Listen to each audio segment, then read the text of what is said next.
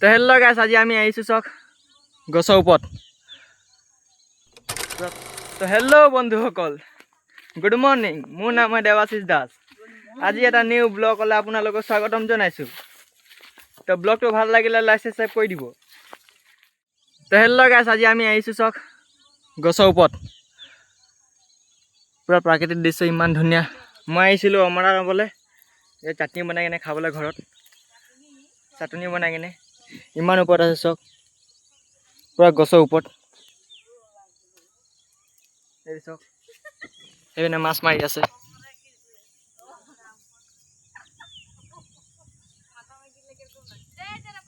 ও ভাই হাই কৰ দে।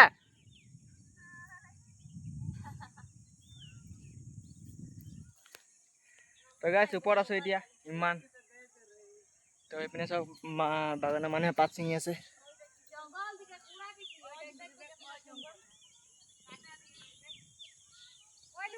তো গাইছ গছৰ ওপৰত উঠি ভিডিঅ' বনাইছে নে কমেণ্ট কৰি ক'ব।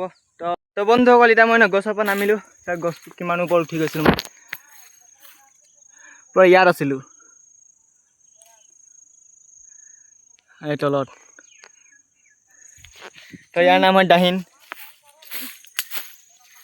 এতিয়া আমি ঘৰলৈ গৈ আছোঁ। ভোক লাগিছে বহুত, গছৰ পৰা উঠি কিনে নামিলোঁ, বহুত বেয়া ভাগৰ লাগিলে।